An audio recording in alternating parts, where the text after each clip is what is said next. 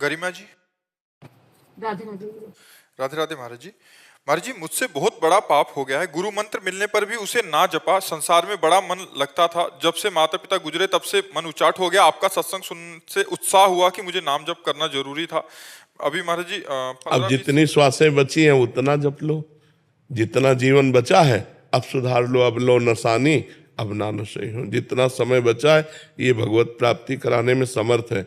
खड़वांग जी को जब पता चला कि 2 घड़ी 48 मिनट, तो उन्होंने 2 घड़ी में परमात्मा प्राप्ति कर ली। 48 मिनट में अपने इंद्रियों को समाहित करके भगवान में लगा के भगवान की प्राप्ति कर ली। तो हमारा जितना भी सेकंड बचा है, हर सेकंड राधा राधा राधा, तो हमें निश्चित भगवत प्राप्ति हो जाएगी। मीनाक्षी जी मैनपुरी से। राधे राधे। राधे राधे महाराज जी, आपके चरणों में कोटि कोटि प्रणाम। महाराज जी, गोस्वामी तुलसीदास जी ने प्रभु को प्राप्त करने के लिए 2 मार्ग बताए हैं, एक ज्ञान मार्ग, एक भक्ति मार्ग। महाराज जी, ज्ञान मार्ग थोड़ा सा कठिन नजर आता है, इसलिए भक्ति मार्ग को बहुत उत्तम बताया गया, परंतु भक्ति भी कई प्रकार की बताई गई है। जैसे हनुमान जी ने प्रभु राम जी से अनपायनी भक्ति की मांग की, सनकादिक ऋषियों ने प्रभु से प्रेमा भक्ति की मांग की, गोस्वामी जी ने स्वयं अविरल भक्ति, विशुद्ध भक्ति की याचना की। एक ही की पर्यायवाची शब्द है, प्रेम लक्षणा भक्ति के ही पर्यायवाची। अनपायनी, भगवान के चरणों के सिवा अन्य कोई आशा भरोसा न हो। अविरल, निरंतर भगवान में चिंतन वृत्ति चली जाए। प्रेम लक्षणा, भगवान से प्रीति हो जाए। ये एक ही बात, निरंतर भगवान का स्मरण रखना, अन्य भावों का त्याग होकर, अन्य इच्छाओं का त्याग करके एकमात्र भगवान में ही अपनी आस्था भाव विचार जितना चिंतन वो सब, और भगवान से ही प्रेम करना, एक ही बात है, वो अलग अलग है। जैसे शरणागति के कहीं है आत्मसमर्पण, कहीं है प्रपत्ति, कहीं उसे शरणागति, तो बात एक ही है, उसको शब्दावली के द्वारा अलग अलग कहा गया है। और भक्ति सरल नहीं है अगर किसी को लगता हो, भक्ति भी बहुत कठिन है। निरंतर संसार के चिंतन को काटते हुए भगवान का चिंतन करना भक्ति है। देवर्षि नारद जी कह रहे हैं, तदर्पिता अखिलाचारिता तद्विस्मरणेन परम व्याकुलतेति।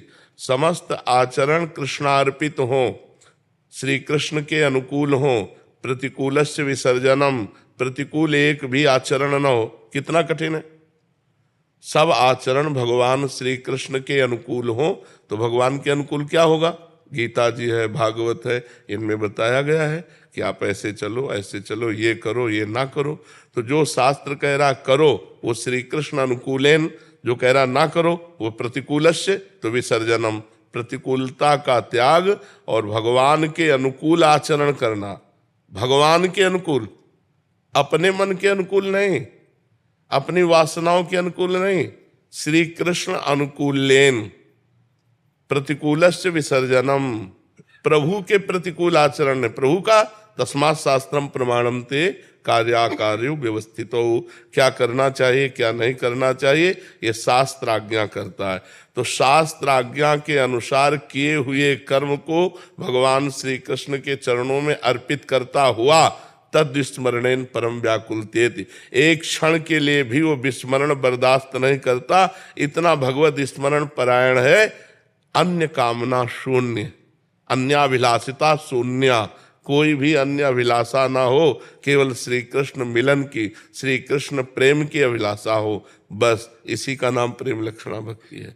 कोई भी आचरण प्रभु के प्रतिकूल न हो, एक भी वृत्ति श्री कृष्ण से विमुख न हो, कोई अन्य चाह न हो, अन्य आशा भरोसा न हो, इसी का नाम भगवान की निरपेक्ष भक्ति है, अनपायनी भक्ति है।